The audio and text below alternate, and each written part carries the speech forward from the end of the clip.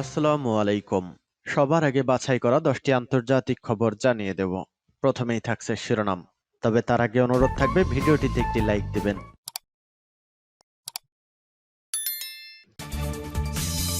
পুরোদমে ইসরায়েল ফিলিস্তিন যুদ্ধ চলছে, জানিয়ে দেব হাতে থাকা যুদ্ধের সর্বশেষ আপডেট সংবাদ। এরই মধ্যে ভয়াবহ দুঃসংবাদের আশঙ্কা, ইউক্রেনে কি পরমাণু হামলা করতে যাচ্ছে রাশিয়া? প্রায় 20 মাস ধরে হামলা চালিয়েও ইউক্রেনকে নতি স্বীকার করাতে পারেনি রাশিয়া। পশ্চিমা বিশ্বের সহায়তায় সে দেশ রাশিয়ার বিরুদ্ধে প্রতিরোধ চালিয়ে যাচ্ছে। এদিকে ইসরায়েল ফিলিস্তিন পুরোদমে যুদ্ধ চলছে এবং আমেরিকা পুরোপুরি এই যুদ্ধে জড়িয়ে গেছে। এই ফাঁকা মোটেই গোল দিতে চলেছে রাশিয়া। যে কোনো মুহূর্তে ইউক্রেনে এবার পরমাণু হামলা করতে পারে, ধূলিসাৎ হতে পারে এই নাৎসিবাদী ইহুদিবাদী ইউক্রেন। এরপরেই জানিয়ে দিব নেতানিয়াহু যতটা আশঙ্কা করছেন তার চেয়ে ইসরায়েলের পরাজয় বড় হবে, আল কাসাম ব্রিগেডের ঘোষণা। এদিকে সিরিয়ায় মার্কিন সৈন্যদের অবস্থানে হামলা, বেসামাল হয়ে পড়েছে এবার মার্কিন প্রেসিডেন্ট জো বাইডেন। আরো জানিয়ে দেব ফিলিস্তিন নিয়ে মার্কিন হুঁশিয়ারি মানবে না ইরান।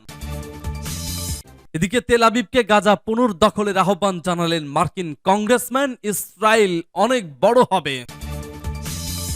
সর্বশেষ জানিয়ে দেব কৃষ্ণ সাগর ও ক্রিমিয়ার আকাশে ইউক্রেনের 36টি ড্রোন ভূপাতিত।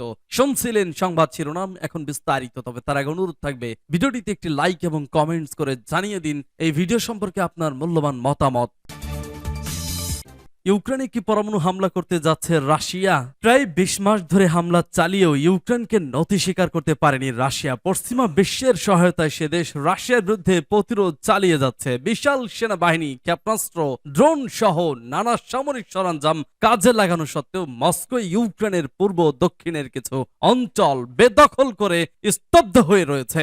এমন পরিস্থিতিতে রুশ প্রেসিডেন্ট মরিয়া হয়ে পরমাণু শক্তি কাজে লাগাতে পারেন বলে আশঙ্কা রয়েছে। হয় ইউক্রেনের কোনো পরমাণু কেন্দ্রে বিপর্যয় ঘটানো অথবা সরাসরি পরমাণু অস্ত্র প্রয়োগের ঝুঁকি উড়িয়ে দেওয়া যাচ্ছে না।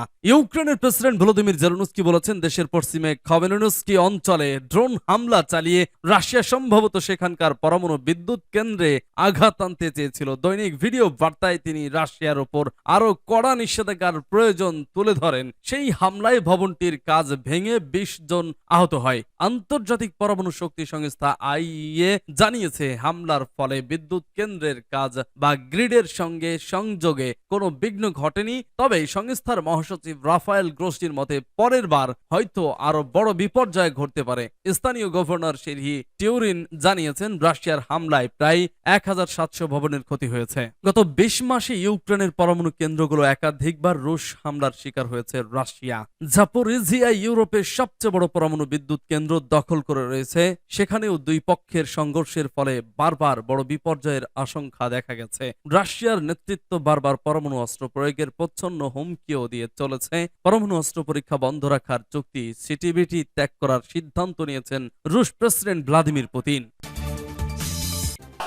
নেতানিয়াহু যতটা আশঙ্কা করছেন তার চেয়ে ইসরায়েলের পরাজয় বড় হবে, আল কাসাম ব্রিগেডের ঘোষণা। ফিলিস্তিনের ইসলামী প্রতিরোধ আন্দোলন হামাসের সামরিক শাখা ইজাজউদ্দিন আল কাসাম ব্রিগেডের মুখপাত্র আবু উবাইদা হুঁশিয়ারি উচ্চারণ করে বলেছেন, ইহুদিবাদী ইসরায়েলের যুদ্ধবাজ প্রধানমন্ত্রী বেনিয়ামিন নেতানিয়াহু যতটা আশঙ্কা করছেন তার চেয়ে তাদের পরাজয় হবে অনেক বড়। একই সঙ্গে তিনি গাজায় ইসরায়েলি স্থল অভিযানের বিরুদ্ধে কঠোর হুঁশিয়ারি উচ্চারণ করেন। নেতানিয়াহু গাজায় ইহুদিবাদী বাহিনীর স্থল অভিযানের দ্বিতীয় ধাপ ঘোষণা করার পর আবু উবাইদা আল কাসাম ব্রিগেডের পক্ষে এই হুঁশিয়ারি উচ্চারণ করলেন। এক ভিডিও বার্তায় তিনি বলেন, আমরা এখনো তার জন্য অপেক্ষা করছি। আল্লাহর শক্তিতে বলিয়ান হয়ে আমরা তার স্বাদ মিটিয়ে দেব। তিনি যা প্রত্যাশা করেন বা ভয় করেন তার চেয়েও বড় পরাজয় দেখবেন। আল কাসাম মুখপাত্র অবরুদ্ধ গাজা উপত্যকায় মানবিক সহায়তার অভাবের জন্য আরব দেশগুলোর কঠোর সমালোচনা করেন। পাশাপাশি তিনি বলেন, ফিলিস্তিনের সাথে বন্দি বিনিময়ের বিষয়ে চুক্তি না হওয়ার জন্য দখলদার সরকার দায়ী। আবু উবাইদা ক্ষোভ প্রকাশ করেন, বলেন, আমাদের আরব দেশগুলোকে তাদের সৈন্যবাহিনী এবং ট্যাঙ্কগুলো পাঠাতে বলছি না,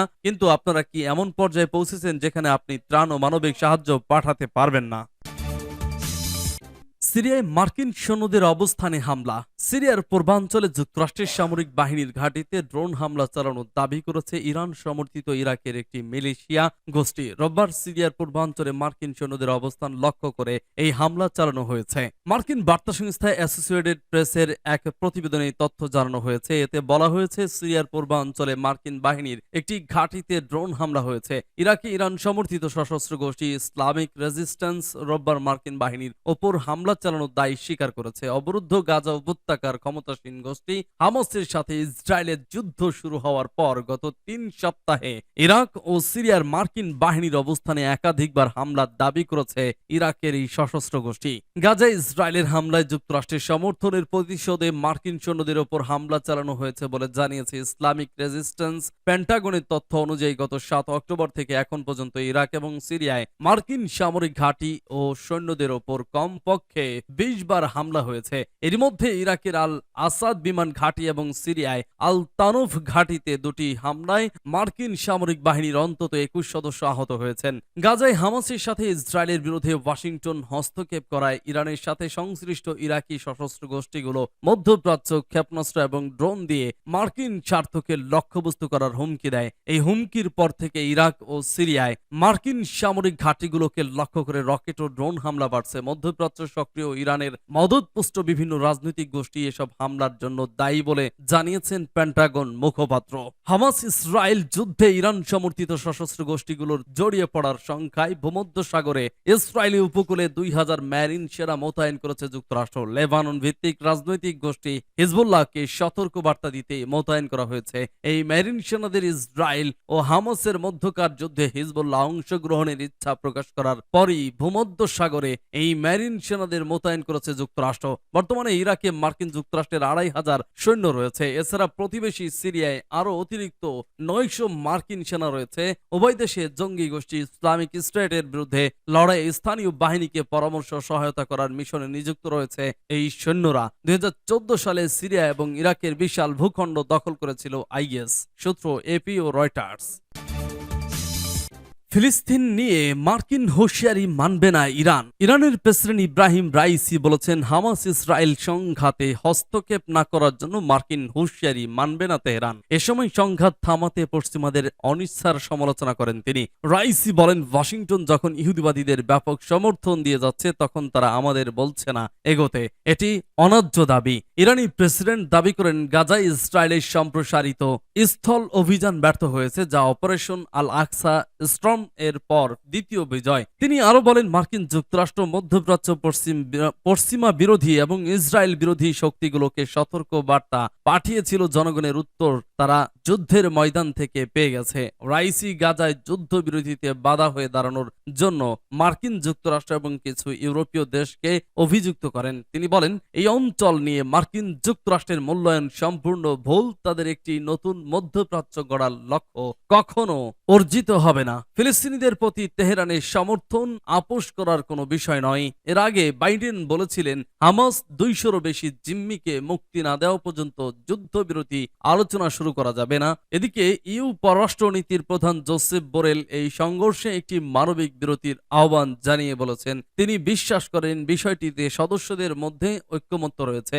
এর আগে ইরানের পররাষ্ট্রমন্ত্রী হুসেইন আমির আব্দুল্লাহিয়ান মার্কিন যুক্তরাষ্ট্রকে সতর্ক করে বলেছিলেন, ওয়াশিংটন যদি ইসরায়েলের প্রতি দ্ব্যর্থহীন সমর্থনের মতো মধ্যপ্রাচ্য নীতিগুলো পরিবর্তন না করে তবে তাদের বিরুদ্ধে নতুন যুদ্ধফ্রন্ট খোলা হবে। তেল আবিবকে গাজা পুনর্দখলের আহ্বান জানালেন মার্কিন কংগ্রেসম্যান। ইসরায়েল অনেক বড় হবে। ইসরায়েলি বংশোদ্ভূত উগ্র ডানপন্থী মার্কিন Republican congressman max Miller Tel Aviv সরকারকে আরো বর্বর আগ্রাসন চালিয়ে ফিলিস্তিনের গাজা উপত্যকা দখল করে নেওয়ার আহ্বান জানিয়েছেন। অবরুদ্ধ গাজায় স্থল অভিযানের জন্য যখন মার্কিন সরকার দখলদার ইসরায়েলকে অকুণ্ঠ সমর্থন দিচ্ছে তখন ম্যাক্স মিলার এই আহ্বান জানালেন। ওহাইওর রিপাবলিকান প্রতিনিধি এবং সাবেক প্রেসিডেন্ট প্রেসিডেন্ট ডোনাল্ড ট্রাম্পের সহযোগী ম্যাক্স মিলারের উদ্ধৃতি দিয়ে গতকাল হিব্রু ভাষার হারেজ পত্রিকা বলেছে যে ইসরায়েলকে অনেক বড় করার অংশ হিসেবে গাজাকে পুনর্দখল করতে হবে। লাস ভেগাসে রিপাবলিকান ইহুদি জোটের বার্ষিক সমাবেশে মিলার বলেন, ইসরায়েল অনেক বড় হবে, অনেক ছোট নয়, এবং আমরা সেই জমি ফিরিয়ে নেব। মিলার সাম্প্রতিক দিনগুলোতে গাজা নিয়ে নানা ধরনের আগ্রাসী ও চটুল বক্তব্য দিয়েছেন। তিনি বলেছেন, ইসরায়েলের স্থল অভিযানের পর উপকূলীয় এই ভূখণ্ডকে পার্কিং লটে পরিণত করা হবে। রিপাবলিকান কংগ্রেসম্যান আরও দাবি করেন, অবরুদ্ধ ভূখণ্ডে দীর্ঘদিনের যুদ্ধে ইসরায়েলকে প্রচলিত নিয়ম কানুনের প্রতি নজর দেওয়া উচিত নয়। গাজা যুদ্ধের 23তম দিনে ইসরায়েলের যুদ্ধবাজ প্রধানমন্ত্রী বেনিয়ামিন নেতানিয়াহু বলেছেন, চলমান এই যুদ্ধ দীর্ঘ কঠিন হবে। সূত্র পার্টস টুডে। কৃষ্ণ সাগর ও ক্রিমিয়ার আকাশে ইউক্রেনের 34টি ড্রোন ভূপাতিত। রুশ বাহিনী কৃষ্ণ সাগর ও ক্রিমিয়া উপদ্বীপে রাতের বেলায় 34টি ইউক্রেনীয় ড্রোন গুলি করে ভূপাতিত করেছে। মস্কোর প্রতিরক্ষা মন্ত্রণালয় রোববার একথা জানায়। মন্ত্রণালয় টেলিগ্রামে বলেছে, 29 অক্টোবর রাতে রাশিয়ান ফেডারেশনের ভূখণ্ডে স্থাপনাগুলির বিরুদ্ধে এয়ার ট্রাইফ ড্রোন ব্যবহার করে একটি সন্ত্রাসী হামলা চালানোর জন্য কিয়েভ সরকারের একটি প্রচেষ্টা ব্যর্থ করা হয়। খবর এএফপির। মন্ত্রণালয় আরো বলেছে, ওই স্থানে থাকা বিমান প্রতিরক্ষা ব্যবস্থা কৃষ্ণ সাগর ও ক্রিমিয়ান উপদ্বীপের উত্তর পশ্চিমে অংশে 36টি ইউক্রেনীয় মানববিহীন আকাশযান ধ্বংস করেছে। ইউক্রেন কর্তৃপক্ষের কাছ থেকে তাৎক্ষণিক কোনো প্রতিক্রিয়া জানা যায়নি। জুন মাসে কিয়েভ পাল্টা হামলা চালানো শুরু করার পর থেকে রাশিয়ার ভূখণ্ডে ইউক্রেনের হামলা বেড়েছে।